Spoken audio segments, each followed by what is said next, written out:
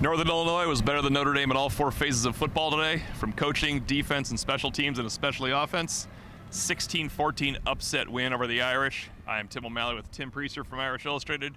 John Brice with the Football Scoop, and this instant analysis is brought to you by the RVMH Hall of Fame in Elkhart, Indiana. And Tim, Mitch Jeter's 62-yard attempt might as well have been from Elkhart at the end of that one, because that wasn't going in if it wasn't blocked. No, it wasn't. And what they needed prior to that was for Riley Leonard to connect with Mitch Evans and allow him to run out of bounds and get a little bit more reasonable. I'm not sure how far it was because in the opposite end zone at that time. But, man, you know, if we thought, like we were thinking a loss to Texas A&M would really hurt Notre Dame's playoff chances, this could sink it right here at 11-1. There's so much water to go under the bridge. It's difficult to say that, obviously, but Notre Dame's strength of schedule with Florida State taking a dive and Georgia Tech losing to Syracuse today, this is going to be really hard to recover from. And frankly, we're talking about 10 straight victories. That offense isn't going 11-1 yeah, right now. We're talking about 10 straight victories with an offense that they can't throw the ball downfield. I asked Marcus Freeman about that on Monday, and he took offense to that. They can't throw the ball downfield. John, it was a one very bad underthrow. Riley Leonard said bad read, bad ball, bad feet, and it was his fault. Badly underthrown ball. That it put Northern Illinois at midfield for what became the game-winning field goal.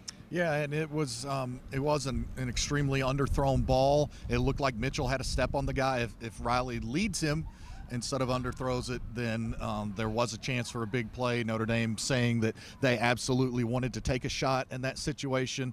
Just really inconsistent with their identity on offense. Over the course of this game, they ran Riley Leonard a lot in the first quarter. I think you said 7 times. They had some other gashing runs, nothing that sprung like last week at Texas A&M, but they had more success running than they did throwing, and yet they just didn't establish anything remotely resembling an identity. And I just think that for all the equity that was gained last week at Texas A&M, you more than lost and gave it away today. Fully legitimate concerns going into this game that the offense would struggle. I figured they would get to a hot start and then have a good 10-minute period where they couldn't. It was most of the game they did not play well. After the opening touchdown drive, Notre Dame had 10 more possessions, and 9 of them came up empty, including 2 blocked field goals. And if not for an amazing run by Jeremiah Love, 10 of them might have come up empty. The offensive line regressed today, and you anticipate that happening after a performance like that. Not necessarily against this team because their best defensive lineman didn't play. Right. So you thought there would be some inroads there, but the O'Malley in the middle of that defensive line did a pretty darn good job, and they just couldn't sustain anything. It was obvious right from the very beginning that the offensive line was not going to be sharp today. You hope that, I kept saying, just get the lead before halftime. You can go in with a little bit of confidence. Right. They couldn't do that, but they did enough in the third quarter to take the lead. But there's just no consistency, and the defensive side of the football, they just couldn't stop the run when they had to, including the 4th and short that allowed that last drive to continue and for their kicker to kick the game-winning field goal. John, Northern Illinois, 43 snaps in the second half. Notre Dame, 21. That is not a way to win a game at home or on the road. NIU coming in here and controlling scrimmage like that. It was the biggest surprise of the game. It was, and Northern Illinois had a almost 10-minute edge in time of possession, and Notre Dame had 85 yards, I believe, on its opening possession that resulted in a touchdown, and then Notre Dame might have only had, I think, 200 yards the entire rest of the day. Again, really disjointed offensively, could not get off the field on defense, and Notre Dame continues to be absolutely abysmal offensively on third down. I think now, after 2 games, the Irish are 6 for 25 on third down. They try to be at 50% or better. That's not even 25%. That's a recipe to lose a game you have no business losing. I think I saw online this is Notre Dame's worst home loss as that size of a betting favorite since 1996 Northwestern. Yeah, Northwestern went to the Rose Bowl. Northern Illinois is not going to the Rose Bowl. But real quick segue, Tim. Mitch Jeter had 2 field goals blocked today. I mean, the 62-yarder can get blocked because he has to drive it, and it's a Hail Mary. You have to get low on it and hope the wind helps you out. He had a 47-yarder blocked that proved crucial as well.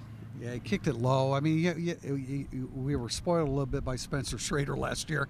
He could get elevation and really bang it.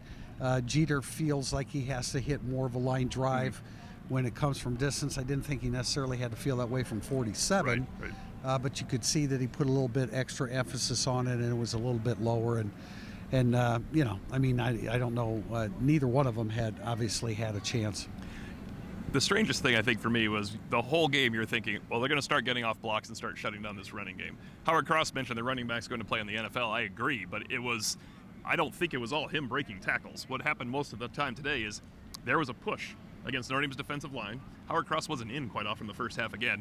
There was a push against that offensive line, and then they tackled poorly and had bad gap integrity. And that's just not something you would ever expect from Al Golden this season. Yeah, I'll be curious to know, and maybe we'll get to ask Marcus about it on Monday, how many missed assignments Notre Dame had defensively. I thought that there were some real glaring busts, and they showed up, sure, on the big chunk plays that Northern Illinois had, but they showed up a number of other times when it was 6, 7, 8, 9 yards. When you had Northern Illinois in 2nd and 8 and you've won first down, and then Northern Illinois consistently picked up yardage that either put the Huskies in a new set of sticks or it gave them a short chance to convert. Tim, we were talking during the first half, and I think Notre Dame did not make some tackles they should have in the second half. The first half, it was more. It's not that they're missing tackles; they're not getting off blocks. It's just uncharacteristic. Right, You don't and see often. it was a veteran offensive line. We talked about that. We knew that, but I mean, come on.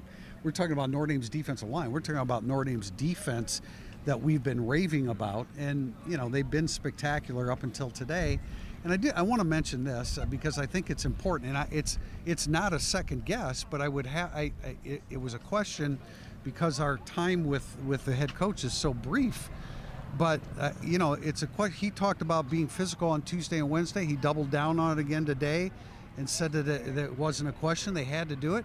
It is a question if your team does not have the energy to perform at a high level. And from start to finish, this team did not have the energy and the drive and the motivation to play at a higher level that they're certainly capable of playing at. John, they talk about leadership a lot, and there's 16 people that could have been captains, and all the captains that they have. Howard Cross came in and spoke to us today, and he said, it was fitting. He said, hey, I've been up here after Marshall. I was up here after Cincinnati. He mentioned the Toledo game. He reads Irish Illustrated, apparently. But this is a time when leadership has to show up, because anybody can lead when you're 2-0 and everybody loves you. And it starts at the top. It absolutely has to start with Marcus Freeman. He called today a failure of the entire program. He's absolutely right in that regard. But when he was asked what he specifically will do to fix it, he just said, we'll evaluate everything. Well, I think people need to hear specifically how he intends to fix it, because it is 10 games left in this season. This was supposed to be a season of great expectations, and now if you were going to have to hit the reset button, you didn't expect it to be week 2. Notre Dame has to reset mentally. This instant analysis has been brought to you by the RV Manufactured Housing Hall of Fame. For Tim Priester of Irish Illustrated, John Brice of Football Scoop, I'm Tim O'Malley. Please join us for Irish Illustrated Overtime on our Facebook page and YouTube channels immediately following this.